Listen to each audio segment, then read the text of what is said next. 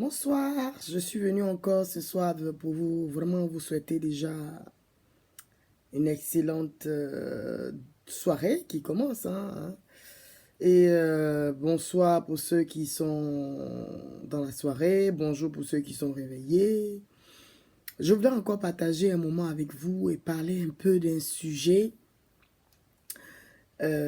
qui intéresse aussi beaucoup de gens.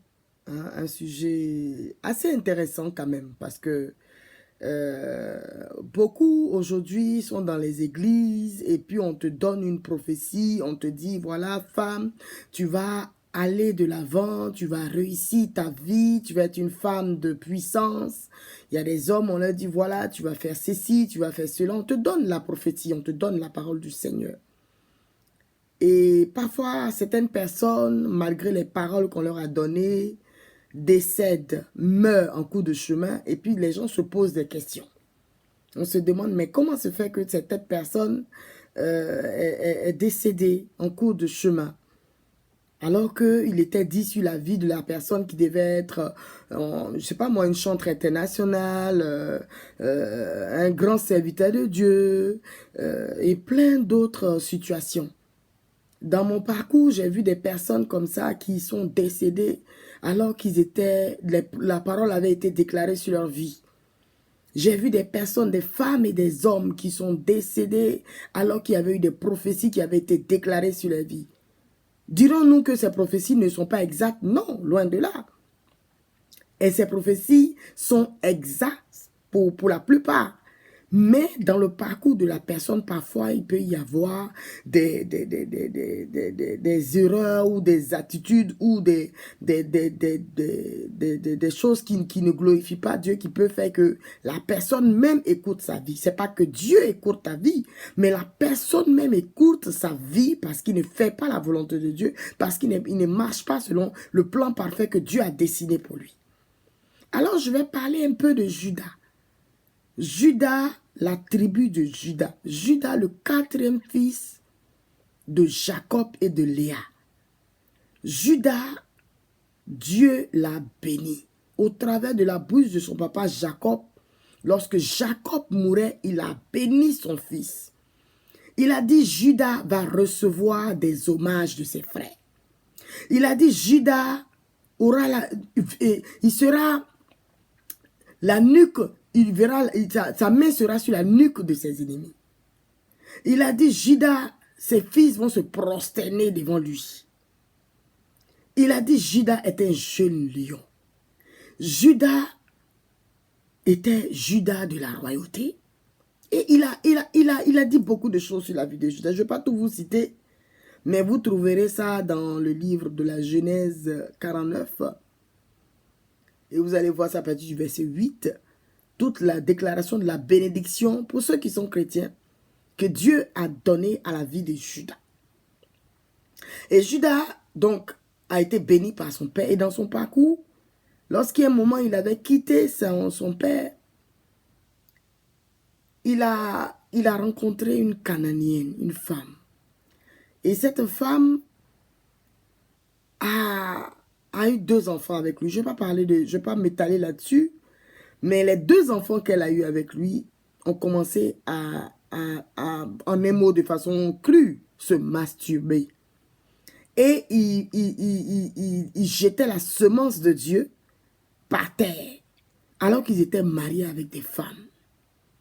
Et c'était méchant de leur part, parce qu'ils ne voulaient pas donner d'enfants à la femme avec qui ils vivaient. Et donc, Dieu a écouté leur vie. Et ces enfants-là sont partis. Enfin, je disais tantôt tout à l'heure que je ne vais pas m'étaler là-dessus. Parce que là n'est pas mon sujet. Mon sujet, c'est la vie de Judas.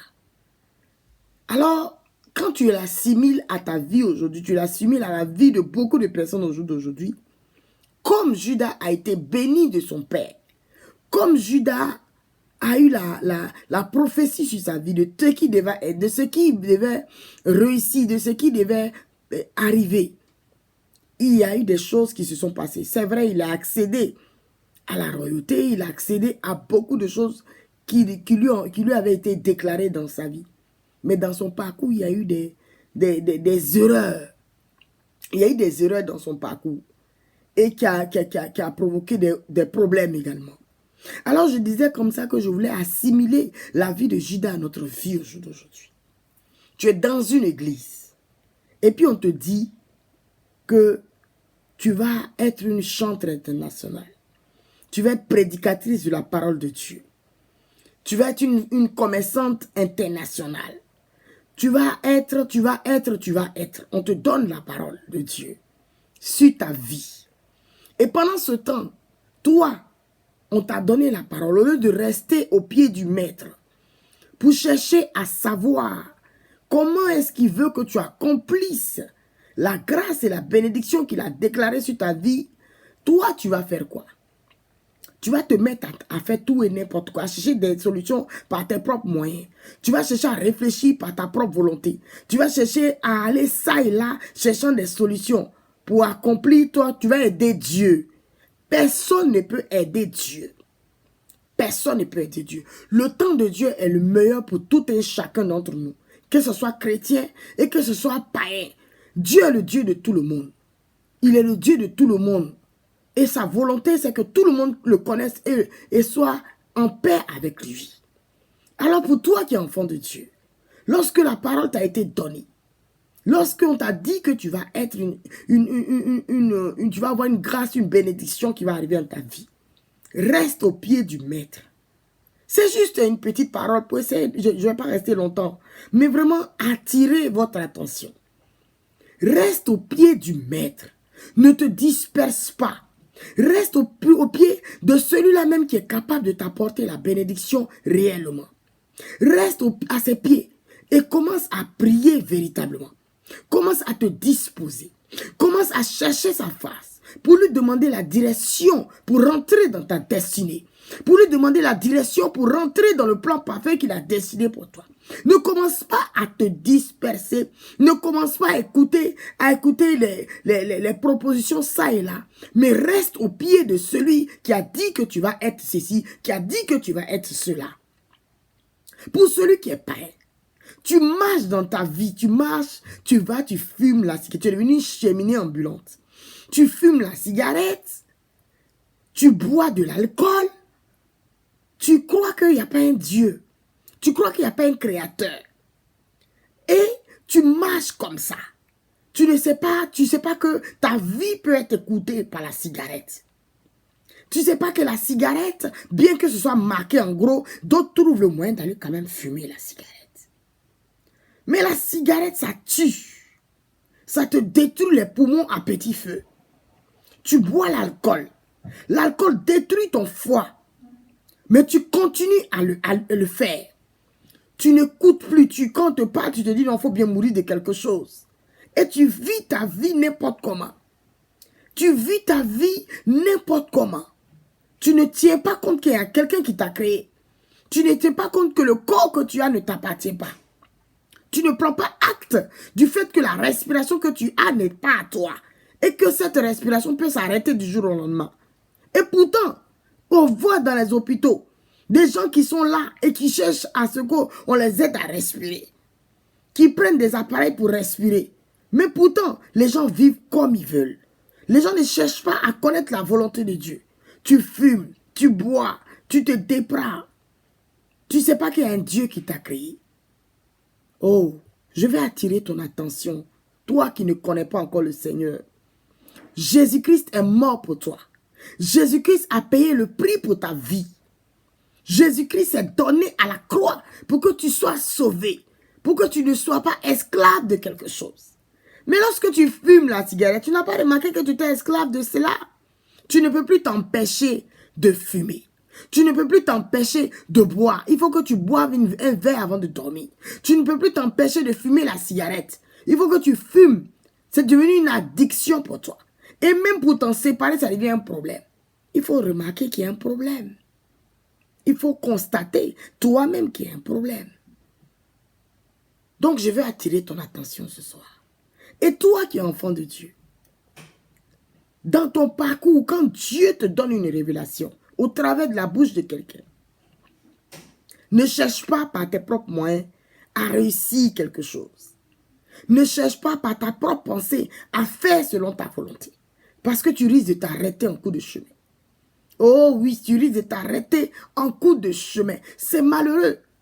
Cette année, moi, j'ai entendu des personnes qui sont mortes, avec qui j'ai discuté, et qui me disaient, oui, mais moi, je dois être ceci, oui, mais moi, je dois être cela.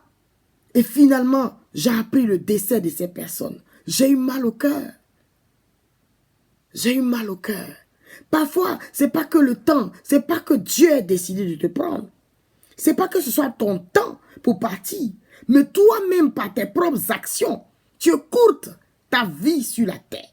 Par tes propres actions, par tes propres décisions, parce que tu ne veux pas faire la volonté de Dieu, tu écoutes ta vie sur la terre. Parce que tu es oisif, parce que tu te promènes comme n'importe comment, sans savoir qu'il y a un Dieu qui t'a créé, et tu écoutes ta vie sur la terre.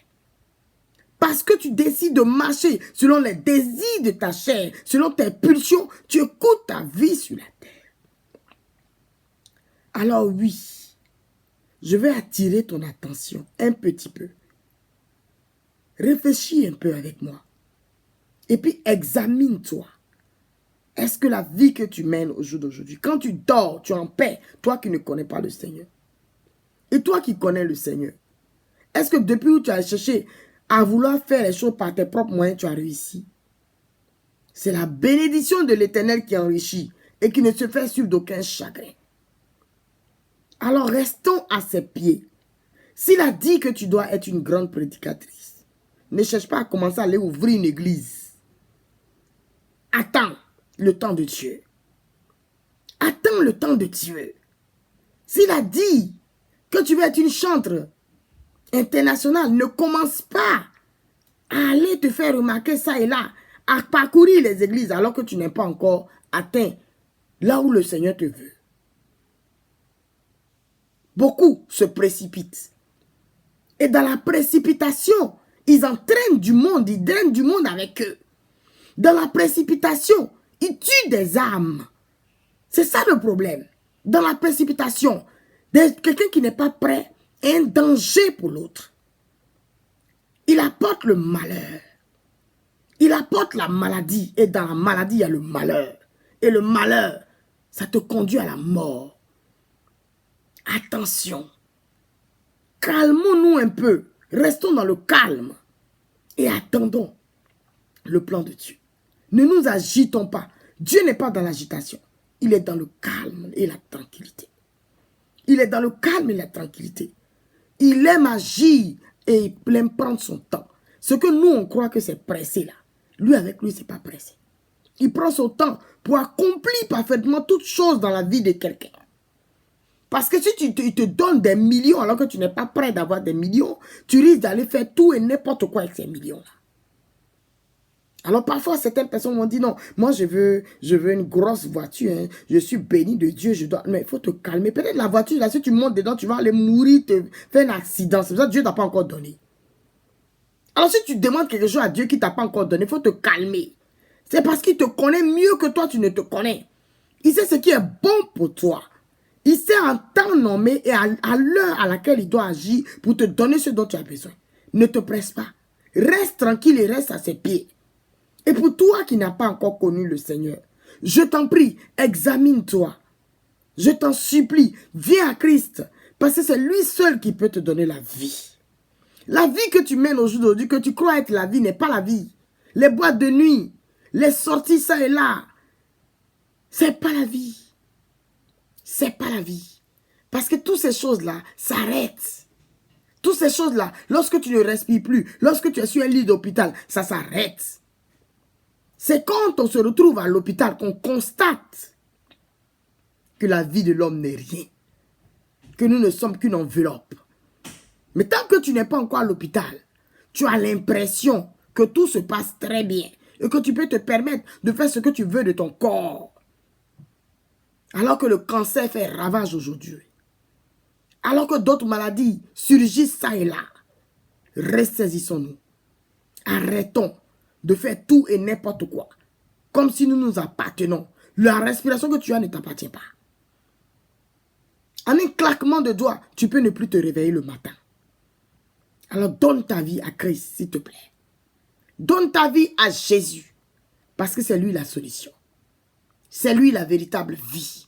C'est lui la véritable paix et la véritable joie. Que Dieu vous bénisse.